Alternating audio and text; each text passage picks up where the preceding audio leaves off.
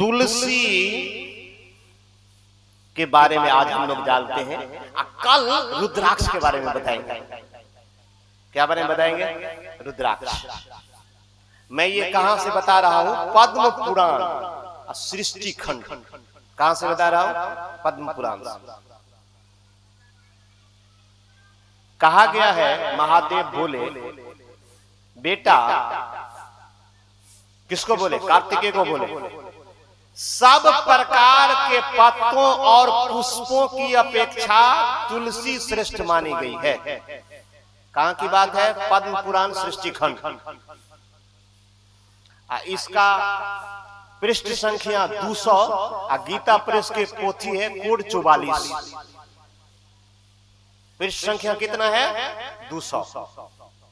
क्या बात है लिखी? महादेव बोले कार्तिकेय जी को, बेटा, सब प्रकार के पत्तों में, पुष्पों में कौन श्रेष्ठ है? जरा जोर से बोलना पड़ेगा। कौन? जोर से बोलिए, कौन? तुलसी श्रेष्ठ है। जिसने प्रतिदिन तुलसी दल के द्वारा पूर्ण श्रद्धा के साथ प्रतिदिन भगवान विष्णु का पूजन किया है, उसने दान कर लिया, होम कर लिया, यज्ञ कर लिया, व्रत कर लिया, केवल तुलसी से पूजा किया तो। जैसे पुण्य सलीला गंगा मुक्ति प्रदान करने वाली है, उसी प्रकार यह तुलसी कल्याण करने वाली है। और तुलसी को जो आप चढ़ाइएगा सो मंजरी युक्त चढ़ाना है। मंजर समझते हैं? यदि मंजर है तो मंजर के साथ में तुलसी को चढ़ाना चाहिए, केवल पत्ता को नहीं। यदि मंजर नहीं है, उसके अभाव में आप चढ़ा सकते हैं। जहां तुलसी का वन है वहां भगवान श्री कृष्ण हैं, ब्रह्मा जी हैं, लक्ष्मी जी, संपूर्ण देवता के साथ में विराजमान है। तुलसी के निकट जो साधना करेगा, जप करेगा, उसका जप अनंत गुना हो जाएगा। कितना हो जाएगा? कितना गुना हो जाएगा? अच्छा, अनंत गुना मतलब समझाते हैं। मार्च अप्रैल में कहीं आग लग जाती है तो गांव का गांव जल जाता है। क्यों? टेम्परेचर ज्यादा रहता है, हवा का प्रभाव रहता है, थोड़ी आग बहुत बड़ी हो जाती है। ऐसे आप तुलसी के निकट में एक बार राम कहेंगे तो अनंत राम कहने का फल। देखिए तुलसी की महत्ता। प्रेत, पिशाच, कुष्मांड, ब्रह्म, राक्षस, भूत, दैत आदि तुलसी के वृक्ष के नजदीक नहीं आ सकता है। कौन कौन नहीं आएगा? भूत, प्रेत, पिशाच तुलसी वृक्ष के नजदीक नहीं आएगा। तो अपने घर में लगाना पड़ेगा कि नहीं लगाना पड़ेगा? जिसने भगवान की पूजा के लिए पृथ्वी पर तुलसी का बगीचा लगा रखा है, 100 यज्ञ का फल मिलेगा। जिसके घर में, जिसके आंगन में, जिसके द्वार पर तुलसी का बगीचा है, तुलसी का पौधा है, 100 यज्ञ का फल उनको मिलेगा। प्रेम से बोले तुलसी महारानी की। कलयुग में तुलसी का पूजन, कीर्तन, ध्यान, रोपण, धारण सब पाप से मुक्त करने वाला। पूजने, कीर्तने, ध्याने, रोपने, धारणे कलौ तुलसी दहते पापम स्वर्गम मोक्षम ददाति चौ। स्वर्ग आप जाएंगे, स्वर्ग का कारण बनेगा। चाहे श्राद्ध का कर्म हो, चाहे यज्ञ कार्यों में तुलसी का एक पत्ता भी महान पुण्य कारक बन जाता है। जिसने तुलसी की सेवा की, गुरु, ब्राह्मण, देवता सबकी सेवा कर ली। जिसने तुलसी की शाखा, कोमल पत्तियों से भगवान श्री विष्णु की पूजा की, वह कभी माता का दूध नहीं पिएगा, मतलब अगला बार जन्म नहीं होगा। बेड़ा पार, बेड़ा पार। ध्यान दिए। अब आइए, तुलसी आई कहां से? मैं आपको पद्म पुराण सृष्टि खंड की बात बता रहा हूं। पृष्ठ संख्या 202, कोड 44, गीता प्रेस। तुलस्य मृत्य जन्मासी सदा त्वं केशव प्रिय केशवार्थम चिनोमि त्वाम वरदा भव शोभने।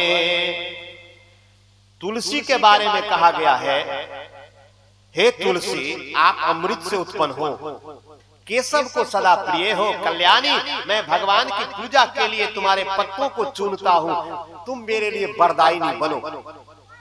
तो आप बताइए, यहां कहा गया है तुलसी अमृत जन्मासी, तुलसी की उत्पत्ति कहां से हुई है? अमृत से। कहां से हुई है? मैं कहां से बोल रहा हूं? पद्म पुराण, सृष्टि खंड, गीता प्रेस, पेज 202, कोड 44। आगे आइए, दूसरा तुलसी का उत्पत्ति सुनिए, कहां से उत्पत्ति हुई है।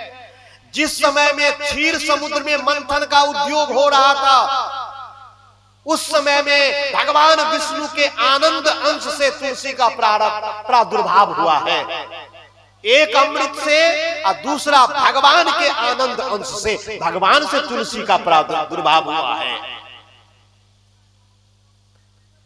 कहा गया है जगत प्रिया तुलसी पूर्व काल में वशिष्ठ जी के कथनानुसार राम जी राक्षसों के वध करने के लिए सरयू के तट पर तुलसी का पौधा लगाए थे। कहां लगाए थे? राम जी कहां तुलसी का पौधा लगाए थे? सरयू के किनारे। अब आ जाइए, क्षीर सागर के मंथन से तुलसी देवी प्रकट हुई, दूसरा अमृत से प्रकट हुई, और तीसरा भगवान विष्णु के आनंद अंश से प्रकट हुई। ये तीनों बातें इसी पद्म पुराण में लिखी हुई है। तुलसी दल से भोला बाबा की पूजा करेंगे, किस देवता की पूजा करेंगे और किस देवता की पूजा नहीं करेंगे की बात मैं पहले कर लेता हूं। मेरे पास पोथी है, मैं दिखा दूंगा आपको। शिव महापुराण, रुद्र संहिता, सृष्टि खंड, अध्याय 14, प्रथम खंड, गीता प्रेस, पृष्ठ संख्या 269, श्लोक 28। सुनिए क्या लिखा हुआ है। भुक्ति मुक्ति फलम तस्य तुलस्या पूजयेद् यदि अर्क पुष्पैः प्रतापश्च कुब्ज कलहार कैस्तथा। अर्थ सुनिए, यदि तुलसी दल से शिव की पूजा करें, भक्ति मुक्ति फलम तस्य, उनको क्या क्या मिलेगा? उपासक को भुक्ति माने भोग मिलेगा, मुक्ति माने मोक्ष होगा, और फलम तस्य माने भोग और मोक्ष का फल मिलेगा। अब बताइए, भोला बाबा की पूजा तुलसी दल से करनी चाहिए या नहीं करनी चाहिए? करनी चाहिए। दूसरा प्रमाण ब्रह्म पुराण से देते हैं। आप बोलिएगा कथा के बाद में बाबा हमको दिखा दीजिए, तो हम आपको दिखा देंगे। हम तो कागज लेके चलते हैं, मनमानी व्याख्या नहीं करते। ब्रह्म पुराण में क्या लिखी हुई बातें सुनिए।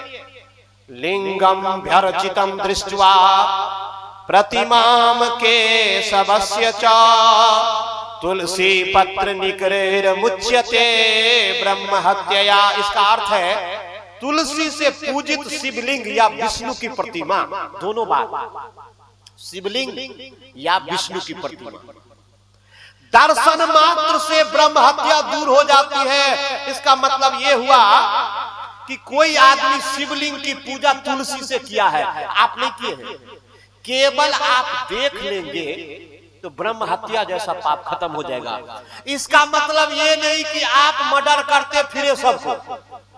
हाँ, अनजान में हो गई आपसे तो वो अलग बात है। जीव की हत्या तो आपको नरक में डालेगा ही डालेगा, लेकिन भूल चूक से भी किसी जीव की हत्या हो गई है तो यहाँ क्या कहा गया है कि तुलसी से पूजित शिवलिंग का दर्शन मात्र से ब्रह्म हत्या दूर हो जाती है।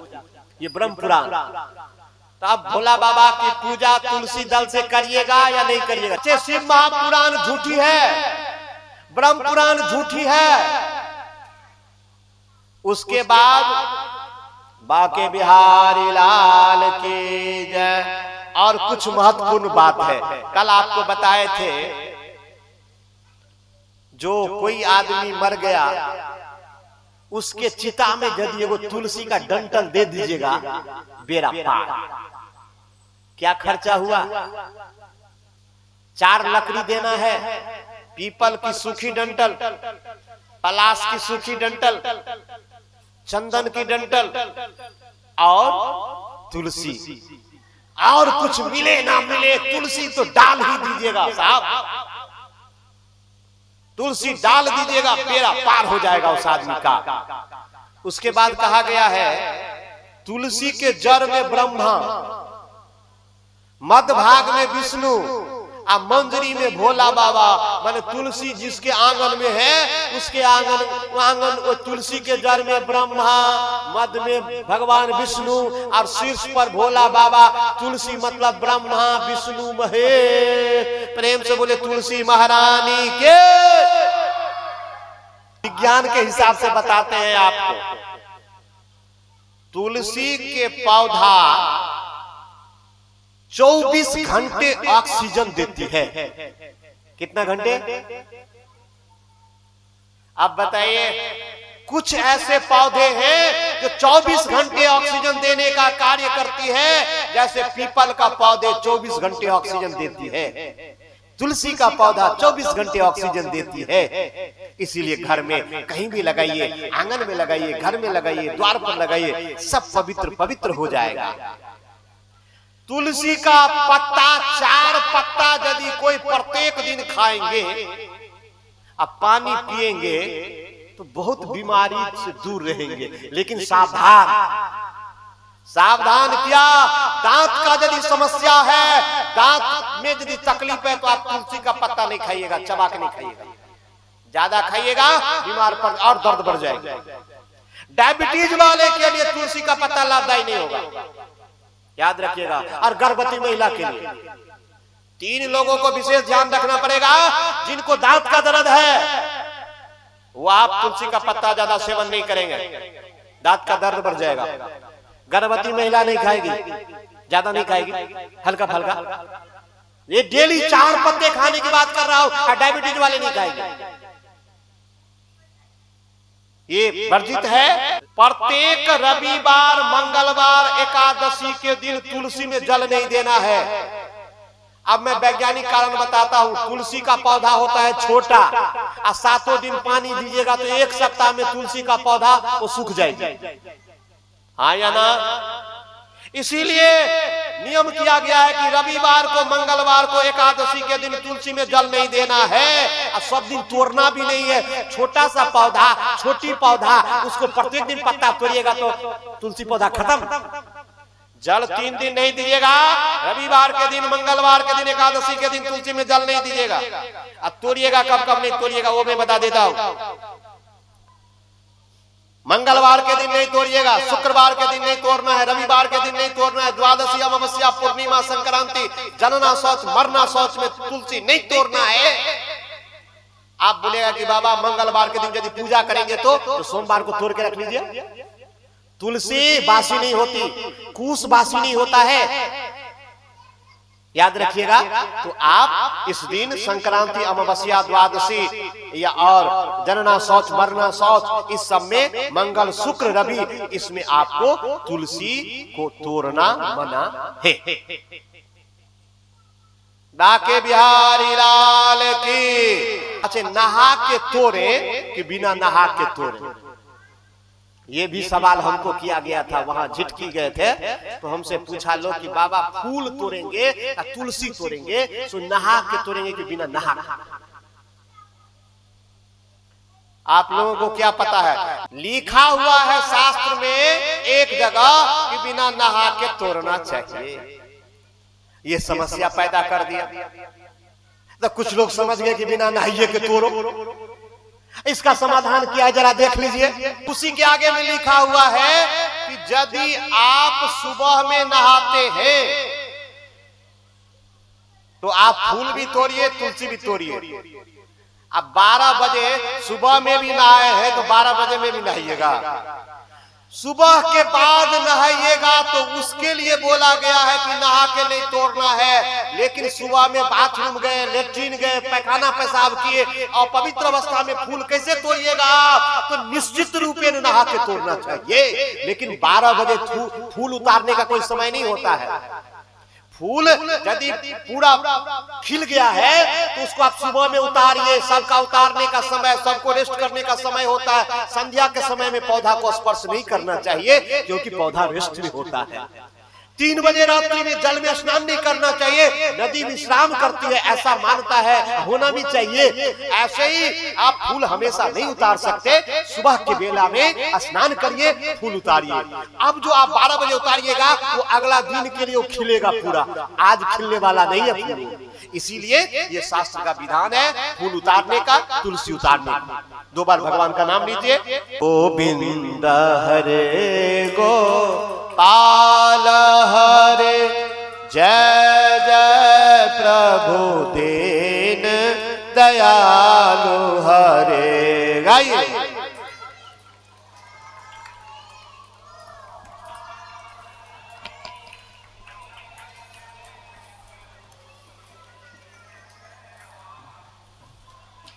जय जय प्रभु दीन दयालु हरे, जय।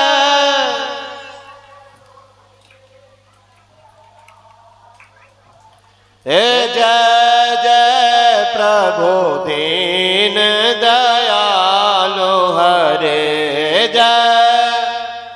गोविंद हरे गोपाल हरे, जय